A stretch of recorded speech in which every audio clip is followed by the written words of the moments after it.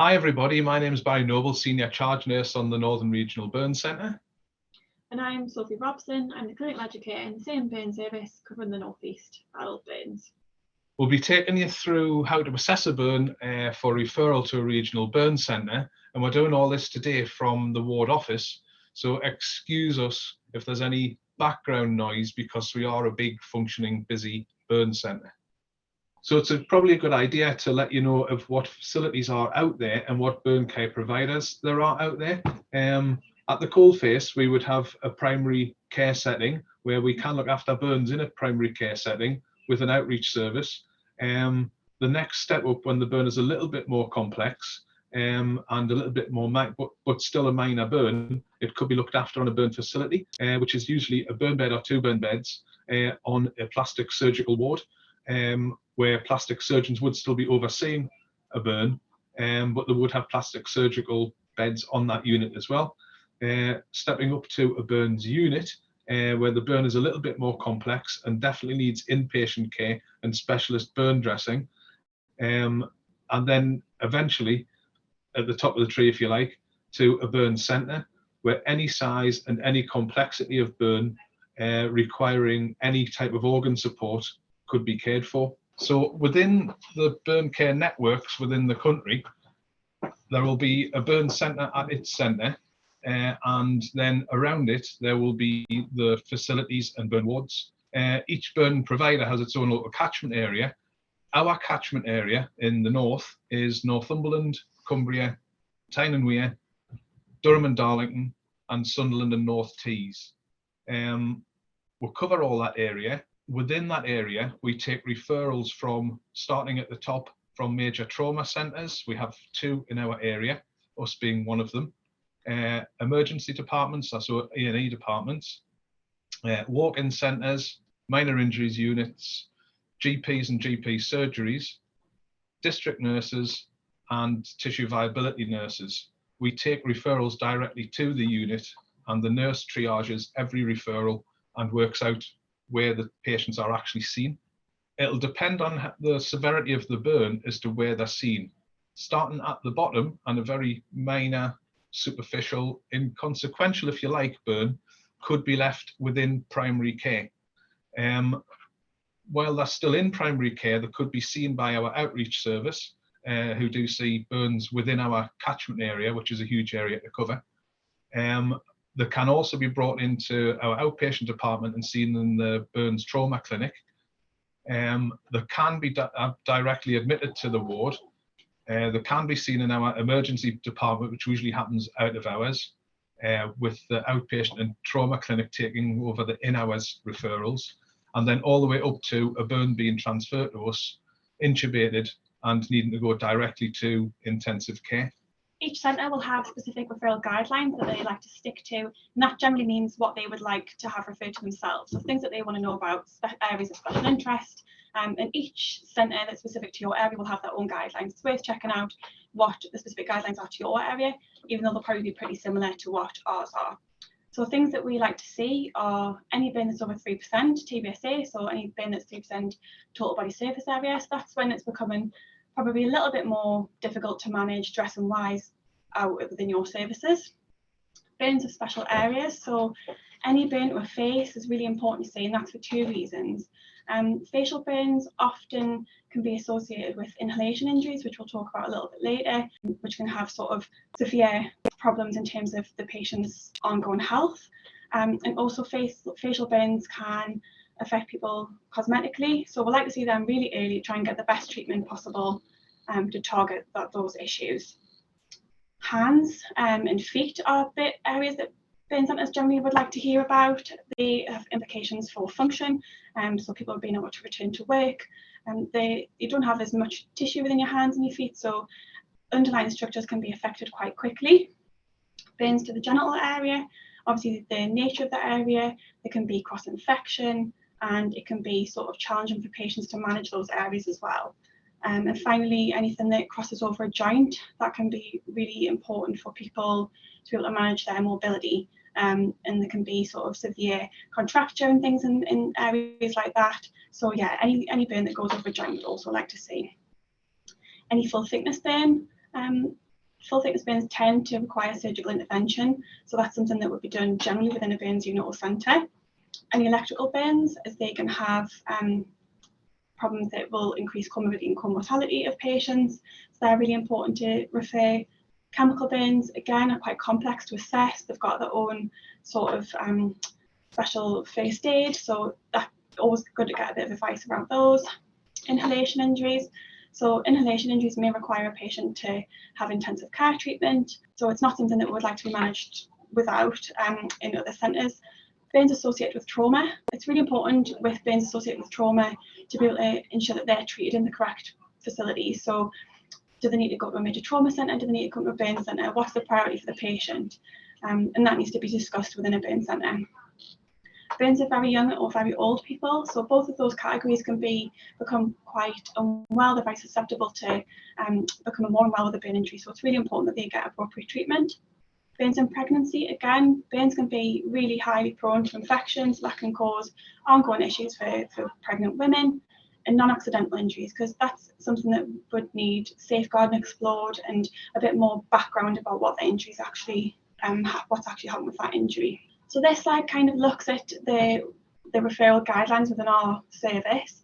So on the left-hand side of the screen is the form that we actually use as nurses to take the referral, and that's got all the sort of relevant details, looking at the depth, when the burn happened, what does it look like, is it over a joint, the location, and then other things, sort of past medical history, all those key bits of information that we would like to hear about. And what's really, really helpful to have is for you as a referrer to have a copy of one of those forms, and there'll be one of those available within each specific burn care network. So it's really helpful to go to your burn care network and try and get one of those and see what information you need to pass on when referring a burn. On the right-hand side of the screen is our particular guidelines. So on the right hand in the yellow, you can see all the recommendations for how we would like a burn to arrive with ourselves. So do they need IV access, do they need catheterization? And then the sort of centre section shows what our guidelines are, so what kind of percentage we would like to see, and in terms of mechanism, the site, all those sort of indications. So there are two really key pieces of information that are really helpful in terms of making an appropriate referral and ensuring that you get all that key information across.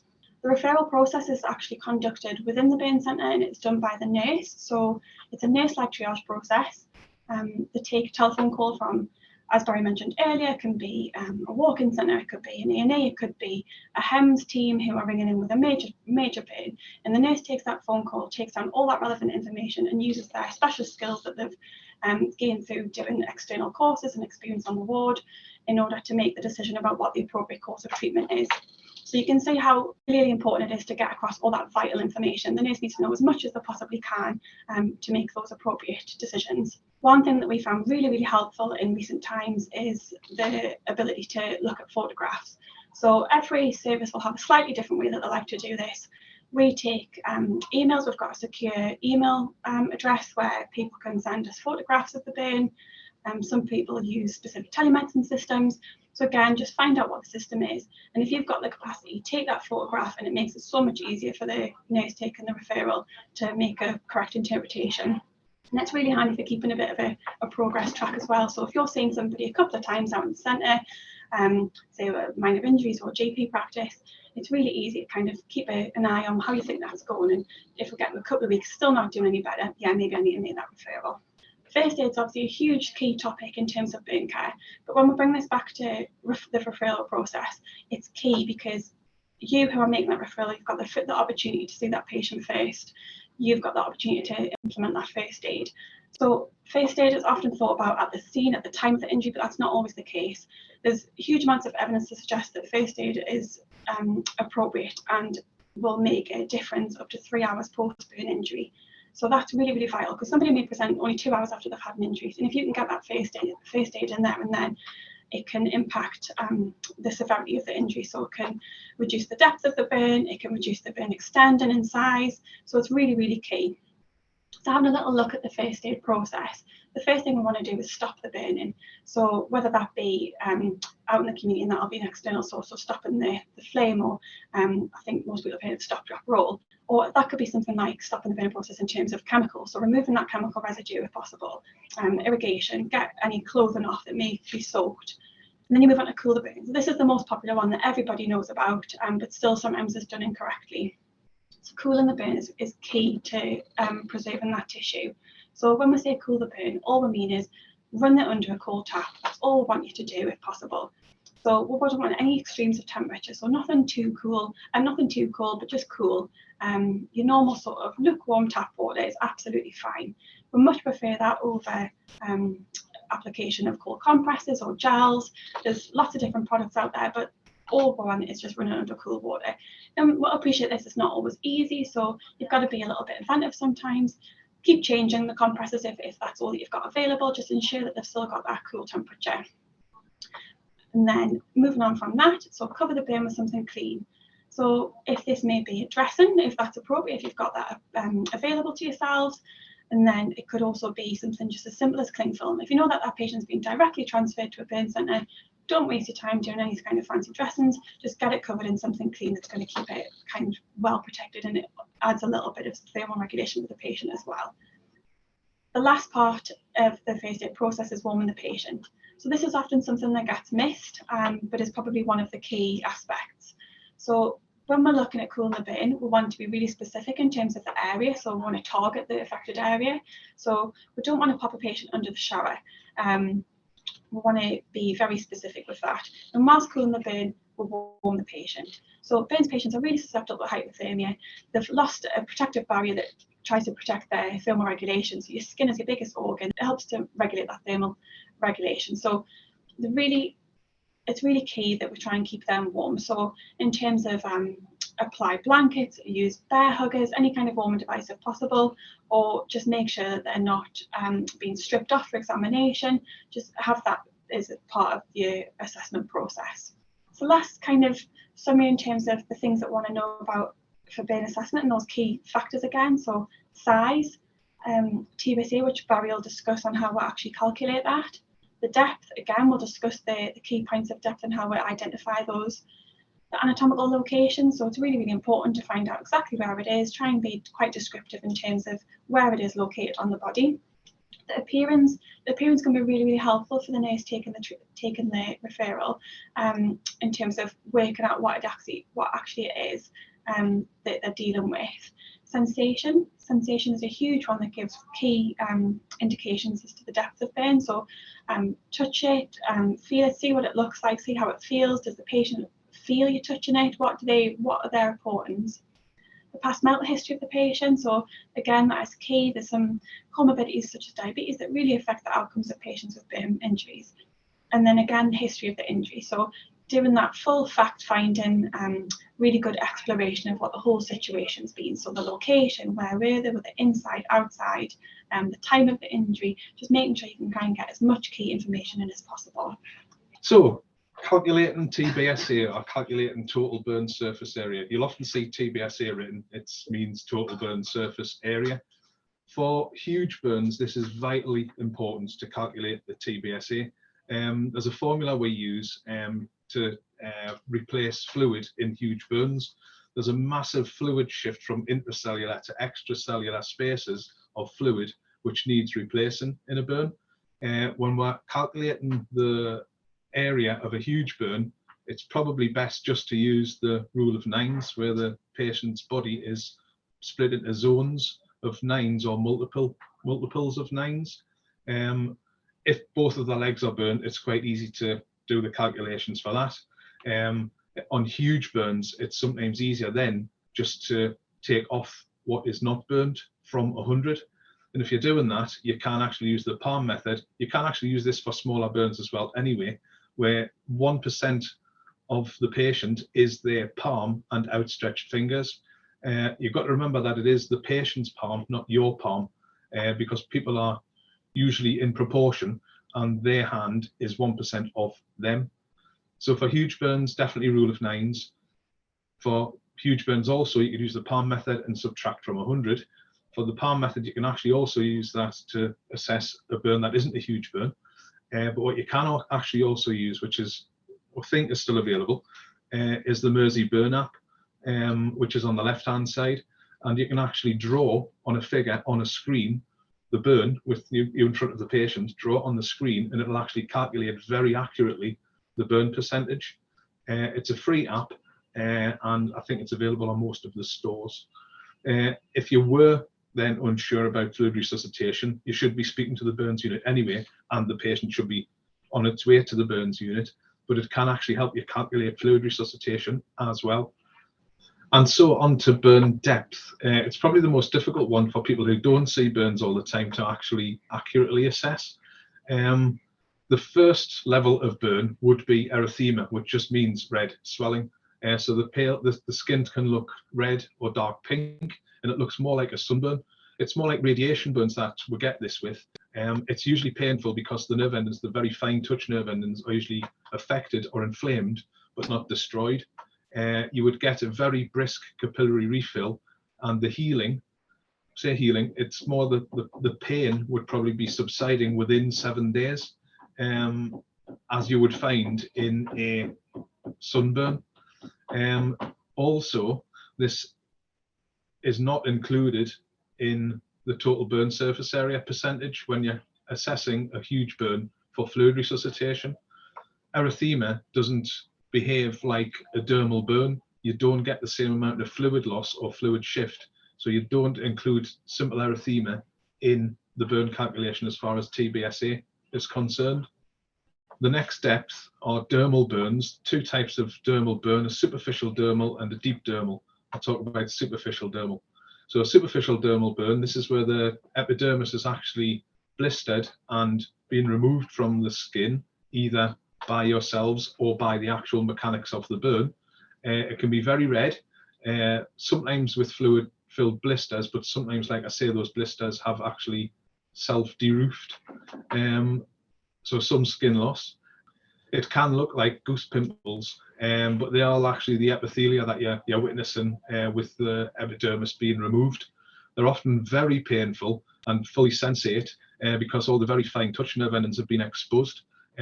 Also have a very brisk capillary refill, again because all the capillaries are exposed as well. Very wet, very painful, and the healing potential, if you keep the patient warm, perfused, well hydrated and infection free, you can expect healing to be within about 7 to 14 days. Onto deep dermal. This is a little bit deeper. Now more of the dermis is actually being involved. You can see it looks a little bit more blanched. There would normally be complete skin loss. It'll look blotchy red and white or red. Sometimes you can get some what's called fixed staining, and it can look cherry red. You would get little or no capillary refill, and the sensation would be slightly less than a superficial dermal burn, and the capillary return quite sluggish in places. You would expect, again, if you can keep the patient hydrated, you could have healing beyond 14 days, but this can quite easily turn into a full thickness burn if it's not treated correctly. And then onto a full thickness burn. The appearance and the texture of the skin can look quite different. It can look quite waxy or leathery, brown, charred. It can look white as well, with sort of cooked albumin in the skin. Quite firm to touch, quite insensate because all of the nerve endings have usually been destroyed, or the nerve endings that are there are sort of the pressure sensitive nerve endings, which are a little bit deeper, and they'll be covered with the eschar, which is the full thickness skin over it. Absolutely no capillary refill, and the healing potential will be greater than 21 days, and usually surgery is indicated to fix that. Now we're going to have a little look at the different types of burns, so the things that you'll probably see in your practice, talk about if there's any special indications for first aid with them, and what the most common causes are that we see. So contact burns. A contact burn is when the skin has come to contact, direct contact with a hot object. So common things that we see are radiators, heaters. So if a patient might have been intoxicated, or an elderly patient that might fall, lay against a radiator, and even though the temperature is not that high, it's the prolonged duration of contact that causes the damage to the skin there. Exhaust pipes again are another one. So motorbike accidents, car accidents, things like that. Branding, we see then with salts. Cooking equipment, so maybe a pan handle touching the top of a hob, all those things can have quite high temperatures, so even a short duration of contact may result in quite a deep burn. Hairstylists will get people clamping their skin within hair straighteners or touching curling ones, and hot water bottles, which might seem like a bit of a funny one because you think it's not that hot, but again, it's that prolonged duration of contact with that hot object. Contact burns tend to be quite deep, so we're looking more deep dermal to full thickness burns with them. That's the pattern that we tend to see in practice. So if you do come across a contact burn, it's most likely that it's probably going to need referred to a burn centre. Scalds, so I think this is probably one that we're all really aware of. We probably all had them ourselves. You get them from hot fat. The problem with hot fat is because of the viscosity of it, it might stay on the skin longer, increasing the duration of contact. It also heats up to quite a high temperature, so you've got a bit of a double problem there in terms of heat and duration of contact. Bath immersion, people can get stuck in the bath. Old fashioned heating systems don't have any temperature regulation on, so the water can be really quite hot. So even a small amount of fluid sitting in the bottom of the bath can cause a scald to somebody. Kettles, spilling them, hot water bottles that might burst, and that's a pattern that we're seeing quite a lot recently. Hot drinks or food, so people placing things on a lap if they're driving, they might spill the takeaway cup. That's quite a common one. And again, depending on the situation, if they're not able to remove themselves from that situation quite quickly or remove clothing or stand up, then that can increase the duration of contact and cause a more severe burn. And then finally, steam inhalation. So people might use steam inhalation to try and clear sinuses, and then they could drop the ball. So scalds can vary from being really quite superficial to full thickness. So there's a real variation in terms of the depth of those. Flame burns, so this used to be the most prominent cause of burn within adults within the UK. However, that's now moved into a scald, and that's probably just because of improved health and safety. People got fire alarms in the houses, so all those safety things that have helped to reduce the incidence of flame burns, which is really, really good, as flame burns tend to be quite nasty injuries. As you can see by the image on the left, that's a really awful full thickness burn that person sustained from their clothing catching fire. And that's something that we see with cooking incidents, like listed on the left there. So people might be leaning over the cooker, they might have a scarf or loose clothing on that can catch a light.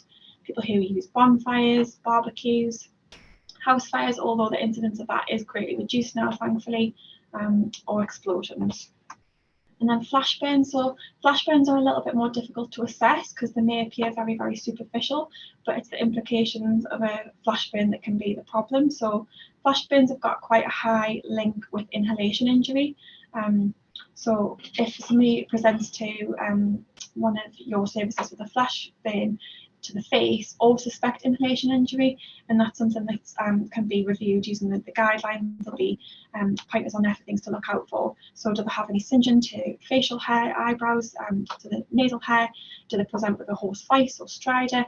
Do they have burns to the face? That's just enough to lead you to question whether there could be an inhalation injury there. And we tend to see faces affected by flash burns quite prominently because flash will only affect exposed areas. So because there's not sort of any ignition or prolonged contact, it's more areas sort of that are exposed to just the flash itself. So hands and faces are really common areas, things that aren't covered by clothing. So we get a lot of explosions, people putting accelerants on fires, so bonfires, things like that, and they'll throw petrol on and you'll get that flash. And electrical flash and heat surges are also causes. Then chemical burns. So chemical burns can be really quite difficult to interpret and treat. So they can be caused by an acid or an alkali. There's quite a lot of public sort of awareness about acid burns, whereas in reality in practice we'll probably see alkali a lot more. They present quite differently. So the image to the top of the screen, which is a knee, that's actually an alkali burn, and then the image underneath is acid. So you can see they've got a distinct sort of appearance about them. Both can be deep injuries, but we tend to see alkali causing the most issues in practice. So chemical burns that we might see might be cement, cleaning products, sort of the things like oven pry, all those sort of things that can be quite corrosive. Hydrofluoric acid is in bold there because that's something that's really, really important to find out. So when you're asking if somebody presents with a chemical injury, you want to be saying what exactly was the product that you were using. Was it acid, was it alkali? And then if somebody ever mentions the word hydrofluoric acid, that's a key thing that should be setting off alarm bells in terms of first aid and making that referral. Hydrofluoric acid has got a really complex way of working, which will systemically affect your calcium, which can cause myocardial problems. So burn centres really need to know about that, because the patient might need further investigation, they might need cardiac monitoring, and there is an antidote for that, which is called calcium gluconate, which is what we would recommend as first line first aid. But that advice would always be given over the phone. So hydrofluoric acid is commonly used in services such as Clean and Ally. So if anybody ever mentioned anything like that, that may be something worth making a note of. Think, right, I need to remember that word, and I definitely need to be referring that on.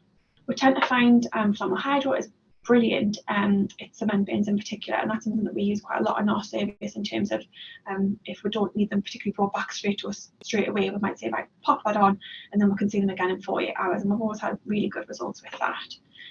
Otherwise, the first sort of first aid for all other things would just be irrigation. So if somebody presents with a chemical burn, get them to irrigate and irrigate. And you want to be testing the pH at the start when they first present, and then testing the pH after a prolonged period of irrigation, and make sure that's coming back towards the neutral. So roughly 7. It's never going to be exactly 7, but bring it back towards that sort of neutral point. Electrical burns are a little bit similar to chemical burns in the terms of they can be really quite complicated to assess. They might not present as much on the outside, but there might be really severe internal damage that's happened. So the way that electricity works is that it follows the path of least resistance. The skin has got quite a high resistance in comparison to your internals. So it might look quite concentrated on the outside of the skin. So little wounds can actually have severe internal tissue and myocardial problems associated with them. And that's just because of the way that it'll be a concentrated point through the skin and then expand. Electricity will then disperse within the inside of your body. So when we are assessing electrical injuries, it's really, really important not just to take that external injury as given as that's what the extent of it is. So we want to be thinking about, are there any entry and exit sites? Have a little look at a complicated area, so within the hairline, has it gone from sort of top to bottom? Could there anything be on the sole of the feet? It's really worth doing a really thorough patient examination if somebody presents with an electrical injury. And so in terms of investigations, we'll be doing thorough blood work, we'd expect an ECG, potential cardiac monitoring. It's quite an extensive investigation if somebody presents with an electrical injury, and that's something that would be found on the referral guidelines. So that's really, really helpful to have. And also advice would always be given from a burn centre. So could it be from electrical arc, electrical flash, or direct conduction? And that's quite important to find out in terms of looking at the severity of the patient. We've had some really, really terrible electrical injuries, or some that are really quite insignificant. So just because the presentation appears on one thing, you can't take it as given. But in terms of looking at the actual wound, you would just assess it in terms of depth, and then everything else systemically would come separately. So looking at this case example, this is just to sort of highlight how some of the key areas that were write down on a referral form, or some of the key areas of information that are provided by yourselves, can make such a difference in terms of the patient's journey and how their treatment will progress, and how comorbidities or location of wounds have such an impact in terms of the treatment. So the image to the bottom right hand of the screen is how the patient presented to us. So this was a 48-year-old gentleman who had had a contact water bottle, a contact burn from a hot water bottle, and it was referred to ourselves as a less than 1% contact burn. So just that initial information doesn't really give much away. It doesn't really sound too severe of an injury. The patient's 48 years old, so he's in like a low category. He's not particularly young, not particularly old. So then we'll have to do a little bit more delving into this situation. So then the patient actually has diabetes that has associated peripheral neuropathy, and because the location of the burn was also over a joint, it's something that we definitely wanted to see. So when the patient came to our trauma clinic to be assessed the next day, it clearly was a full thickness burn. Again, quite a small area. Hopefully, surgical intervention and the patient will be okay. So looking at the top image on the left there, that was after the first surgery. So the patient went to theatre for a split thickness skin graft. Unfortunately, the wound was a lot deeper than they'd originally anticipated, and there was actually bone exposed. So that skin graft then failed. The next port of call, so move on to the patient receiving a rotational flap. So that was tissue taken from his calf, which included some tissue and also the vessels to be moved over to cover that exposed bone. So this then resulted in a much larger wound where the deficit from the flap had to be skin grafted, and then also there was the flap area as well. So then two different kinds of wounds there to look after. Unfortunately, the flap became necrotic, and this is all due to sort of the patient's comorbidities, due to diabetes and all the other associated issues that he had. So you can see to the right hand side of the flap, it's quite black, it looks necrotic, and that was never going to heal. So the patient had to go back to theatre a further time to have that debrided and more skin grafting done. So they had further skin grafting done to the part of the flap that was necrotic. So what presented as a less than 1% burn in a non-high risk, originally we thought, patient, actually turned into a 2-month stay with multiple surgeries. So it just shows how those key pieces of information in terms of thinking about what's going on with this patient can make such a big difference in terms of the outcome and the treatment pathway for them. So to finish, just a couple of very short case examples, and there's no such thing as an inappropriate referral or a bad referral. All referrals are good, as in there's interaction between the person who's seeing the wound and the burn centre. It's whether the outcome is good or not is the big thing. So we had a 37-year-old male who was digging a hole and breaking concrete with a metal spike. That hit an electric cable, and there was a huge flash from that. He was assessed by the receiving A&E within our catchment area at 8% with a burn to his right arm, and it was said to be black and charred, and they actually mentioned an amputation to this gentleman, saying that he'd probably have to go to the burn centre and have an amputation because it was so bad. He was referred to us for advice, and unfortunately we couldn't get any, they couldn't have any photography available, so he came to us. He came straight to the unit, we observed it, and we washed it and washed a huge amount of soot off it, and noticed that it was only erythema. There was no deep burn there at all. So the outcome was that he was discharged with no follow-up, apart from a little bit of counselling follow-up to assess his psychological needs, and he wasn't seen in the service again. The next one is a 73-year-old male who poured accelerant onto a garden fire to get rid of some garden rubbish, and it flared back at him after he lit it. It was assessed at 42%. Now 42% in a 73-year-old is quite a big burn. He was transferred, intubated from the referring centre with a correct TBSA and correct fluid resus started, and very quickly.